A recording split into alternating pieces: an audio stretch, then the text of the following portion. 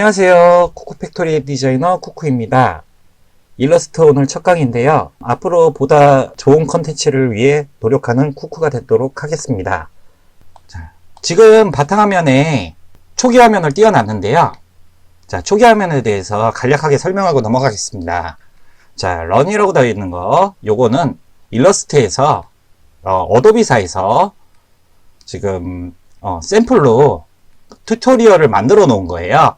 그래서 요거를 참고로 해서 열어서 작업을 한번 해보시는 것도 일러스트 실력을 늘리시는데 도움이 조금 되실 겁니다. 그 다음이 밑에 내려가면 이제 유어워크라고 해서 이제 클라우드, 일러스트에서 지원하는 클라우드가 있어요. 자, 폴더를 만들어서 데이터도 넣을 수가 있고요. 근데 저는 별로 쓰지는 않아요. 그냥 폴더만 일단 이런 게 있다라고 보여드리려고 그냥 만들어 놓은 겁니다. 자, 그리고 홈으로 들어가시면요. 다른 건 열어보실 필요는 그렇게 없어요. 홈으로 들어가시면, 자, 도큐멘트를 생성할 수 있는 세 가지의 명령이 있습니다. 세 가지. 자, create new가 있고요. more preset이 있고요. 자, 위에 가면 파일에 new가 있습니다. 이렇게 세 가지로, 도큐멘트를 설정을 할 수가 있는데요. 저는 오늘 create new, 요거를 사용을 하겠습니다. 자, create new를 누르면 new document라고 나와요. new document는 뭐냐면, 자, saved, mobile, web, print. 그래서, 필름 앤 비디오, 아트, 일러스트레이션 이렇게 나오는데요. 저는, 인쇄 쪽과 5개 광고 쪽 일을 많이 하다 보니까 웹 쪽은 솔직히 잘 몰라요. 그래서 제가 잘 알고 있는, 인쇄 쪽하고 5개 광고 쪽으로 주력으로 해서 강의를 진행을 하려고 하고 있습니다. 중간중간 이제 너무 그런 사무적인 일만 하다 보면 재미가 없겠죠. 그래서 캐릭터도 그리고 그러니까 소통도 하면서 뭐 필요하신 게 있으시면 댓글로 남겨주시면 그것도 그려드리면서 이렇게 해서 이렇게 작업이 된다라는 컨텐츠도 만들어서 보여드리도록 하겠습니다.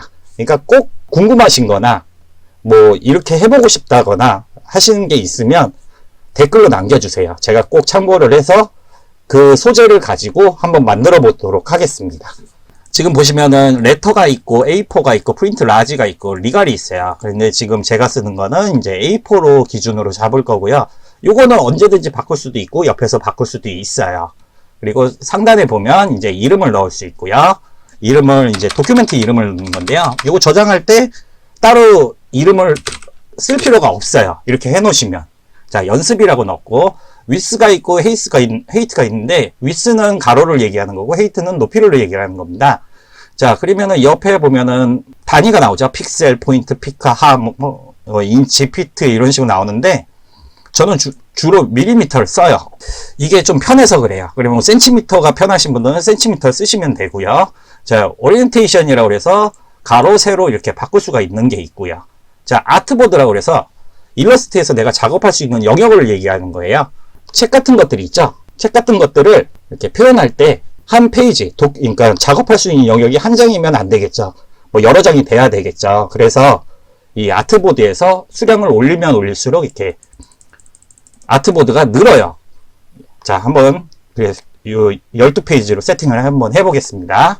그리고 밑으로 쭉 내려가시면 자, 여기 설명을 드리겠습니다. 컬러 모드는 CMYK. 저는 주로 인쇄 쪽이라서 CMYK를 많이 썼어요. 그리고 레스터 이펙트. 레스터 이펙트라는 거는 일러스트에서 보면 일러스트 데이터를 이미지화 시키는 게 있습니다. 이미지로 변경을 시켜주는 거죠. 여기서 얘기하는 PPI, 뭐 DPI 이런 얘기가 나올 거예요. 이게 무슨 얘기냐? PPI는 픽셀 퍼 인치란 얘기예요. 그리고 DPI는 도트 퍼 인치. 두 개가 같은 개념이라고 보시면 돼요. 그냥 편하게 300dpi다, 300pp이다 이렇게 생각을 하시면 되는데 이게 무슨 얘기냐면 픽셀 퍼 인치, 도트 퍼 인치라는 얘기거든요. 자, 이 1인치당 300개의 점이 있다라고 생각하시면 돼요. 그냥 편하게. 이거를 인쇄도 마찬가지로 루페라는 게 있어요. 이 루페가 뭐냐면 현미경 같이 짧게 생긴 현미경이라 보시면 돼요. 인쇄할 때 쓰시는. 뭐 사진 작가분들도 많이 써요. 그게 이렇게 우리가 출력해 놓은 거를 이렇게 루페로 보게 되면 망점이라는 게 보여요. 이렇게 점점점점점 요 점. 왜냐면 인쇄도 망점으로 찍고 사진도 망점으로 되어 있거든요. 그래서 이렇게 룩배를 이렇게 확인해서 이게 핀이 켰는지 이렇게 해서 확인할 때 쓰는 건데, 그 도트 퍼인치라는 그 개념이라고 보시면 돼요. 1인치당 점의 개수. 이렇게 룩배로 보시면 그 점이 보여요. 이렇게 눈으로 보셨을 때는 잘 안 보이는데 룩배로 보시면 보입니다. 그 얘기라고 생각하시면 돼요. 그래서 해상도라 생각하시면 돼요. 간단하게 생각하면 사진의 해상도가 높으면 높을수록 좋겠죠. 근데 높으면 높을수록 그만큼 용량을 많이 차지하기 때문에 무조건 높다고 해서 좋은 건 아니에요. 자, 그리고 밑에 보시면 프리뷰. 여기에 이제 픽셀이 있고 오버프린트가 있는데, 요거는 오늘 따로 설명을 할 거니까 오버프린트는 나중에 설명을 드릴게요. 이거 인쇄랑 관련된 얘기라서 나중에 이제 명함도 만들어 보고 전단지도 만들어 보고 리플렛도 만들고 책자도 만들어 볼 거예요. 일러스트로. 그때 설명을 드릴게요. 이 오버프린터하고 노가웃에 대해서 설명을 드리도록 하겠습니다. 자, 오늘은 여기까지. 그냥 간단히 이런 게 있다라는 것만 알고 계시면 돼요. 자, 크레이트 누르셔가지고요. 넘어갈게요. 그러면은 보셨죠? 12페이지가 이렇게 설정이 되는 거예요. 이게 1페이지, 2페이지, 3페이지 이런 식으로 작업을 한다고 보시면 됩니다.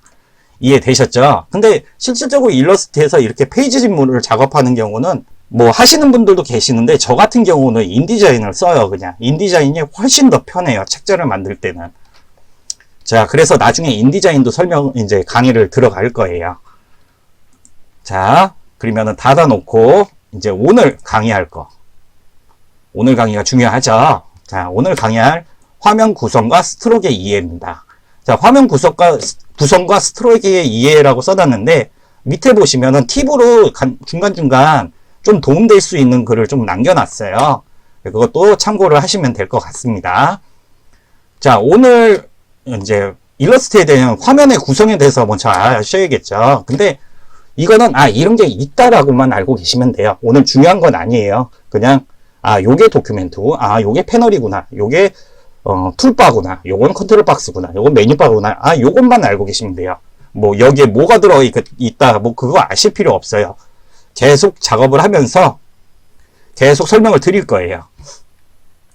자, 오늘 맨 상단에 뜨는 게 메뉴바입니다. 이게 풀다운 메뉴예요. 이렇게 쭉 하고 이제 풀다운 메뉴들이 있는데, 여기 일러스트에서 쓸 수 있는 명령어들은 다 여기 안에 들어있다고 보시면 돼요. 자, 그러면은 확대를 해서 한번 보여드릴게요. 자, 여기 보시면 파일, 에디트, 오브젝트, 타입, 셀렉트, 이펙트, 뷰, 윈도우, 헬프 이렇게 나와 있는데, 파일은 저장 뭐 그런 거에 관련된 거고, 에디트는 편집 쪽이에요. 그리고 오브젝트는 제가 나중에 도형을 그리겠지만 도형 하나를 오브젝트라고 얘기해요. 거기에 관련된 거고, 타입은 글자, 셀렉트는 선택을 하는 거고, 이펙트는 효과입니다. 그리고 뷰는 이제 격자나 뭐 스냅이나 그런 것들이 있는 거고, 윈도우는 우측에 보면은 패널들이 있어요. 거기 이제 패널 창을 열었다 닫았다 하는 겁니다. 그리고 헬프는 뭐 어도비사랑 관계된 얘기가 나오겠죠. 자, 그러면 넘어가서 자, 다시 한번 확대하겠습니다. 자, 밑에 보면은 컨트롤 박스가 있어요. 자, 간단하게 생각해보면 옵션 창이라고 보시면 돼요. 자, 여기에 들어가 있는 툴바에 들어가 있는 내용들이 여기에 다 옵션으로 뜨는 겁니다. 그렇게 생각하시면 돼요. 제가 나중에 요거를 하나하나 툴을 쓰면서 설명을 따로 드릴 거예요.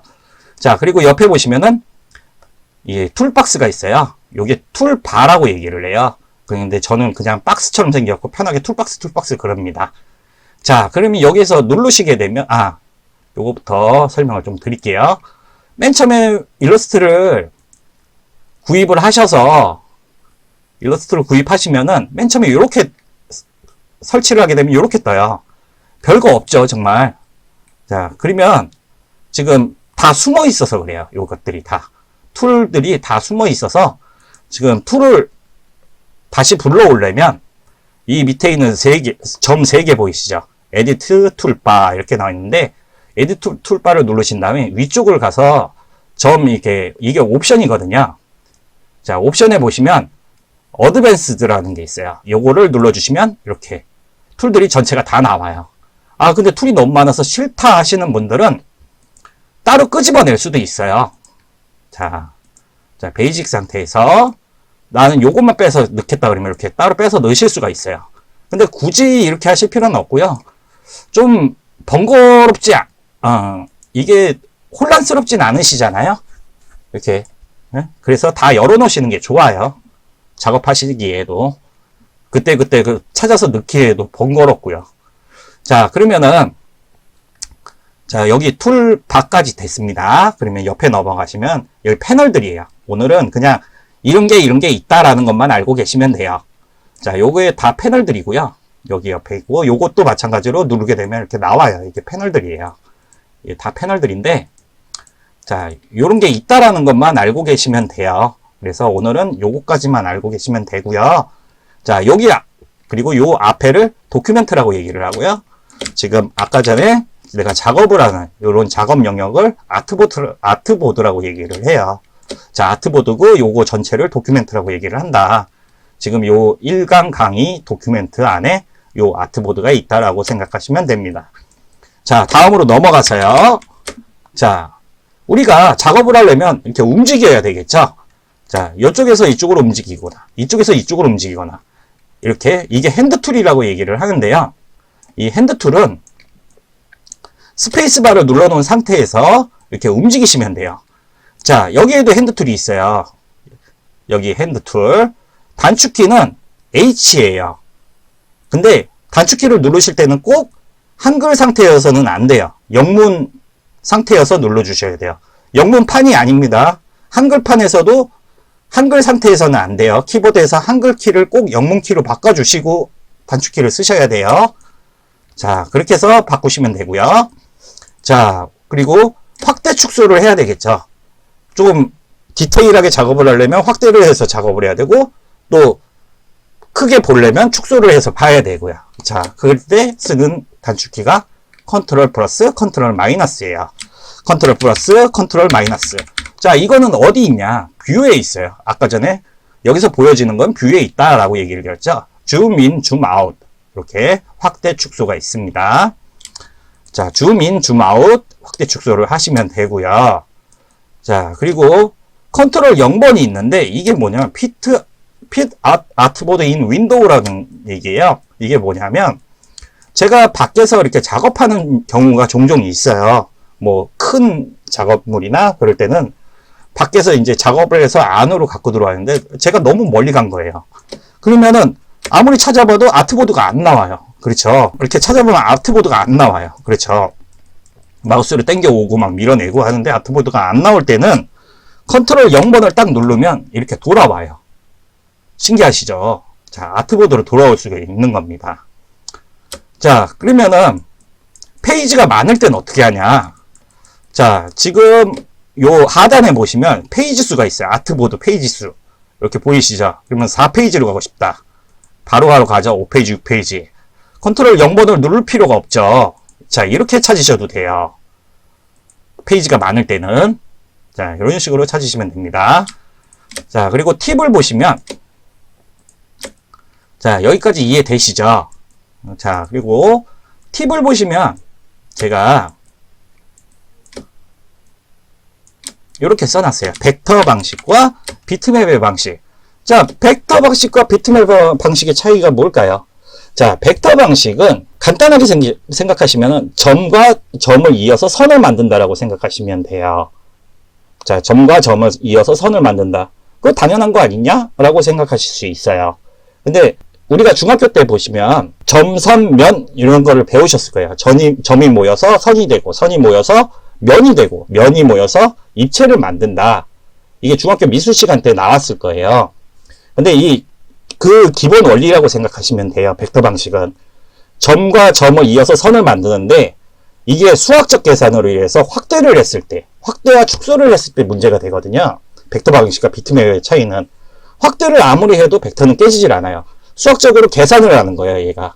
아, 얘가 이만큼 늘었으니까 이만큼 더 더해줘야 되는구나, 점을. 이만큼 줄었으니까 이만큼 덜 빼도 되는구나.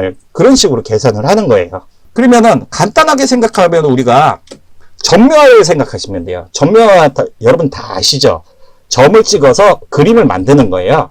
그러면 얘가 멀리서 볼 때는 그림 같아요. 근데 가까이서 보면 아, 이거 점으로 만든 그림이구나.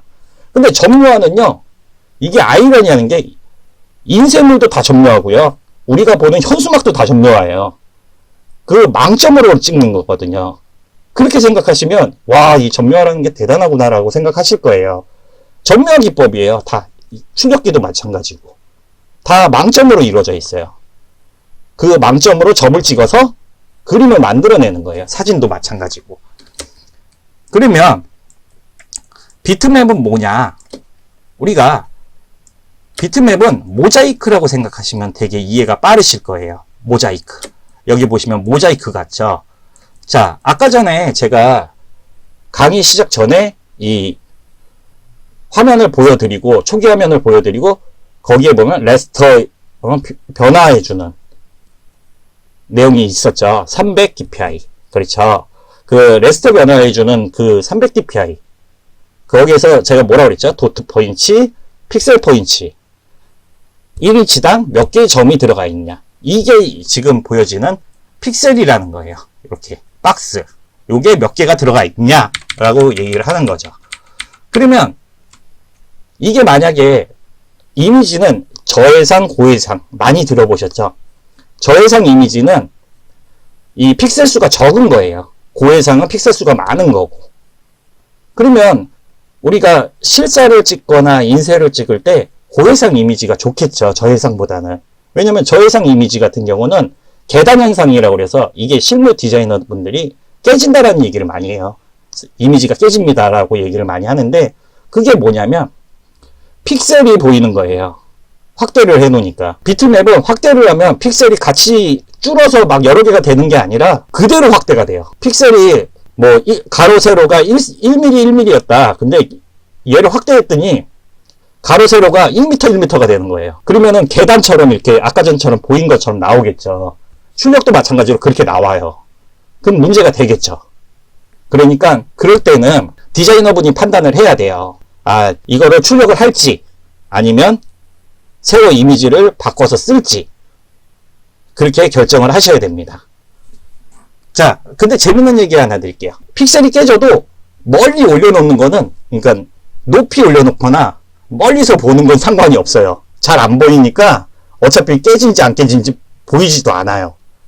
그럴 경우에는 써도 돼요. 근데 그것도 클라이언트가 오케이를 해야겠죠. 자, 여기까지 이해가 되셨을까요? 그러니까 비트맵은 박스들의 조합이라고 생각하시면 되고 벡터는 전면이라고 생각하시면 돼요. 그러니까 전면은 아무리 늘려도 깨지질 않아요. 제가 그래서 벡터를 한번 확대를 시켜서 보여드릴게요. 아까 비트맵하고 틀리죠? 선이 이렇게 깔끔하게 나오죠? 선이 이렇게. 벡터는 이렇게, 비트맵은 이런 식으로 계단으로 나왔는데 벡터는 이렇게 깔끔하게 나올 수가 있습니다. 얘를 늘리게 되면 같이 늘어요. 이만해져요. 이렇게. 픽셀이. 얘는 늘려도 그대로 이렇게 나옵니다.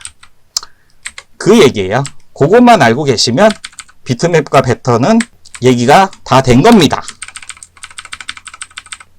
이해되셨죠? 자, 그러면 다음 셀렉션 툴이에요. 셀렉션 툴은 전체 선택, 부분 선택, 그룹 선택이 있어요. 전체 선택과 부분 선택은 반대 개념이라고 생각하시면 되고요. 자, 그룹 선택 툴이가 돼 있는데, 자, 일단은 제가 여기서 요 아이콘 하나 갖고 와 볼게요. 자, 갖고 와서 늘려보겠습니다. 늘려보면, 자, 전체 선택 툴을 선택할 때는 이렇게 전체가 선택이 돼요. 그렇죠? 전체 선택이 될 때 이렇게 눌러도 전체 선택이 되고요. 자, 이거는 그룹이 지정돼 있어 갖고 그런 거고요. 누르시게 되면 이것도 그룹 지정돼 있네요. 이렇게 그룹이 지정돼 있네요. 얘 누르시게 되면 이런 식으로 이렇게 선택이 돼요. 자, 근데 지금 보시면 전체 선택 툴은 딱 선택하시면 이런 식으로 전체적으로 선택이 되겠죠.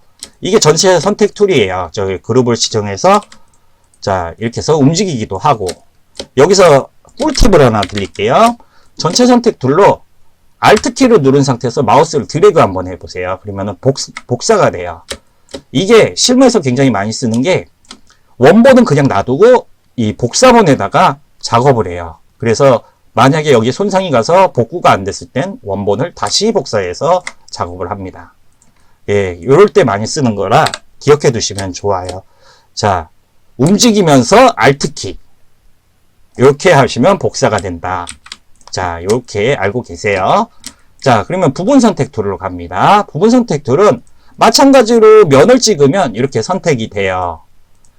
예? 전체 선택 툴은 면이 아니라 이렇게 살짝만 걸쳐도 선택이 돼요. 자, 그 부분 선택 툴은 면을 선택을 하면 이렇게 전체 선택이 되기는 하는데, 왜 부분 선택 툴이 있냐면, 이렇게 지금 앵커 포인트를 따로 이렇게 이렇게 선택을 할 수가 있어요. 이렇게 선택을 해서 이렇게 변경을 할 수가 있는 게 부분 선택 툴입니다. 이해되시죠? 자, 그 그룹 선택 툴은 뭐냐? 그룹 선택 툴은, 자, 지금 이렇게 돼 있죠. 근데 제가 손만 빼고 싶어요. 이렇게 손만 빼고 싶을 때는 그룹 선택 툴을 선택을 하시고 이렇게 손만 가져와서 이렇게 뺄 수가 있어요. 이거 전체 선택 툴에서도 뺄 수 있잖아 라고 얘기를 하실 수가 있어요.